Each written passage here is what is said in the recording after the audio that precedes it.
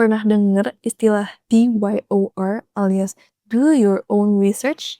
Di Web3, ini bukan sekedar slogan, tapi skill penting yang bisa nentuin kamu survive atau enggak di dunia kripto. Kenapa? Karena jujur aja, Web3 itu bukan cuma tempat inovasi keren, tapi juga sarang scam. Scammer semakin pinter, bahkan project besar dengan investor top aja bisa runtuh. Ingat FTX atau Terra Luna? Investor gede ada, branding keren ada, tapi tetap collapse. Bahkan investor kaya pun masih bisa ketipu email phishing. Dan di sini kamu tuh nggak bisa sembarang nyalahin orang. Kadang otoritas turun tangan, tapi nggak ada jaminan dananya balik. Makanya tonton sampai habis, biar keputusan kamu di Web3 lebih aman, nggak gampang FOMO, dan tetap waras di tengah hype.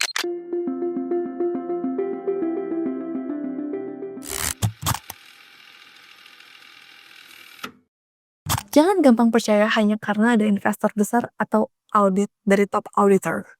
Investor bisa masuk untuk sekedar cari cuan cepat, bukan karena proyeknya punya potensi besar. Kalian perlu paham bahwa investor besar bisa dapat harga private presale yang harganya tuh 30% sampai 70% lebih murah dengan yang ditawarkan ke publik. Sebelum TGE, harga penjualan ini ditentukan tim secara sepihak. Gak ada liquidity atau supply demand yang jelas. Just paper gains. Harapannya itu harga naik saat token launch, tapi seringkali justru jatuh dari harga pre-sale. Dan ada juga case di mana investor besar ikutan rugi. Aku juga udah tekankan ya, berkali-kali dari modul sebelumnya bahwa audit tidak menjamin keamanan maupun kualitas proyek. Jadi anggap aja keduanya sebagai sinyal tambahan, bukan garansi. Berikut faktor penting yang perlu kalian teliti juga agar tidak termakan marketing. Kita mulai dari timnya. Anonim itu nggak selalu jelek. Ingat, Bitcoins, Satoshi Nakamoto juga anonim. Tapi di 2025 ini, transparansi semakin penting. Atau istilahnya docs. Identitas asli seseorang yang bisa diakses secara publik. Coba cek profil mereka di LinkedIn, Twitter, atau GitHub. Apakah mereka punya rekam jejak proyek sebelumnya? Mereka aktif gak sih di komunitas atau cuma muncul waktu minta dana? Red flag besar kalau timnya itu ternyata pernah terlibat di project scam tapi berusaha menutupi jejaknya. Di sini, skill research kalian diuji. Cari tahu ya siapa tim di baliknya dan cari tahu rekam jejaknya. Biasanya, tim dengan riwayat buruk akan ngeluarin project baru dengan nama yang berbeda, tapi strateginya template, diulang lagi, dan endingnya scam. Lanjut ke claim ya. Fake claims atau overclaim ini strategi klasik yang digunakan new projects agar terlihat keren. Contohnya, mengaku akan listing di exchange X minggu depan. Nah, padahal tuh bohong. Ingat ya, exchange gak mungkin diem aja kalau emang beneran kerjasama. Biasanya, mereka akan publish sendiri di website atau akun X resminya. Lebih parah lagi, ada aja project yang suka nebeng nama. Misalnya, mereka partner dengan Google, padahal cuma numpang hosting di Google Cloud. Atau bilang partnering with OpenAI, tapi cuman bikin ChatGPT wrapper. Yang paling lucu itu tim yang pede projectnya The Next Bitcoin. Ini slogan marketing yang jadul banget.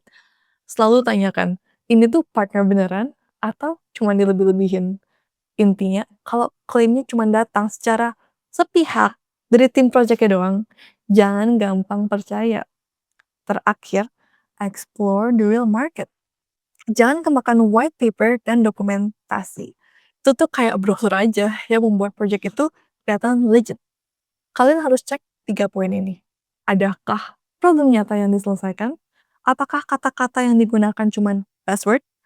Dan tokenomicsnya berkelanjutan nggak? Kebanyakan akun X itu cuma beli followers, promosi juga bisa dibeli, dan dokumentasi buatan AI. Jadi kalian itu perlu juga lihat engagement dan real people yang emang ikut ke dalam ekosistem project. High conviction beats FOMO. Dengan menyempatkan sedikit waktu untuk ngecek hal-hal tadi, kalian tuh bisa terhindar dari project yang nggak jelas. Tapi ya beda cerita kalau emang maunya main Bitcoin. Next, Semakin canggih teknologi, semakin kreatif scammer. Bayangin aja, LinkedIn sekarang udah rame scammer yang menawarkan job yang kelihatan legit. Terutama untuk developer, mereka tuh suka banget ngasih test code atau suruh buka meeting link yang ternyata auto jalanin script berbahaya. Di online dating app juga banyak fake butchering scam, mempermainkan perasaan kalian untuk mengambil uang kalian, sama juga kayak phishing site, honeypot token, atau fake airdrop. Intinya, mereka semua tuh mencari celah biar kalian sendiri yang akhirnya kasih akses ke uang kalian. Bahkan akun resmi pun bisa dihack, bikin scam yang kelihatan legit banget. Makanya, selalu percaya sama firasat dan insting kalian ya. Kalau ada yang terasa janggal, jangan digas terus, lebih baik mundur daripada nyesel. Ingat, scammer gak akan hilang. Mereka akan terus mengasah skill dan semakin kreatif supaya kalian percaya dan akhirnya jatuh ke jebakan. So, always stay a little bit skeptic. Pertama, susun trading game plan yang oke.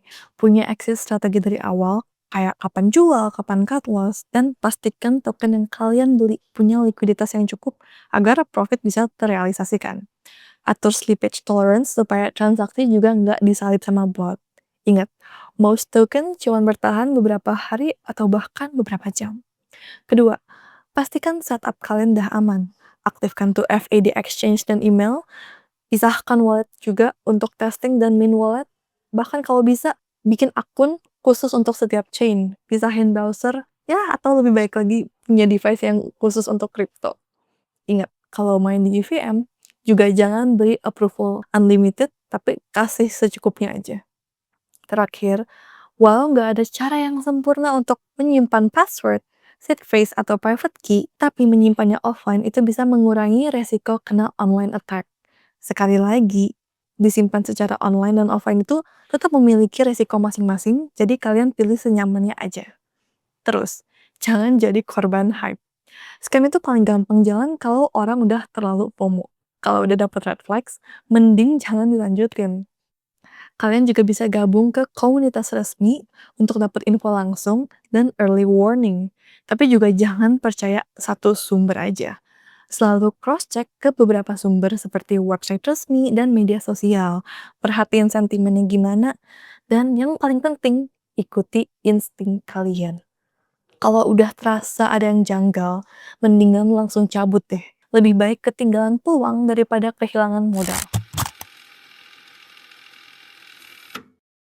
Reality check, 99% project Web3 bakal gagal, dan scammer itu bisa beroperasi dengan sangat rapih, sampai veteran crypto pun bisa jadi korban. Cuman bedanya, mereka itu bisa survive karena belajar dari pengalaman dan bisa mengatur resiko. Anyway, congrats telah menyelesaikan seri Web3 101 ini. Kita udah membahas dari konsep yang paling dasar, blockchain itu sendiri, aplikasi yang dibangun, sampai ke sisi gelapnya, risiko-risiko di dalam Web3. Web3 punya potensi besar untuk mengubah sistem keuangan global dan cara kita berinteraksi secara digital ke depannya. Ingat, kegagalan atau kerugian kecil itu wajar banget. Yang penting, kalian belajar dari pengalaman, tetap waspada, dan juga mengatur resiko sebelum masuk ke peluang baru. Gunakan ilmu-ilmu ini untuk membangun mindset high conviction, percaya pada data, prioritaskan keamanan, dan selalu siap menghadapi ketidakpastian dengan percaya diri. Dengan cara itu, kalian bisa bermain di Web3 dengan cerdas, tangguh, dan tetap enjoy perjalanannya. Terakhir, semoga kalian juga paham, Web3 itu bukan cuma tentang trading crypto, tapi space untuk membangun career and creativity. Kalian bisa menjadi Web3 dev kayak aku, atau menemukan jalur kalian sendiri. Stay safe, stay curious, and always do your own research.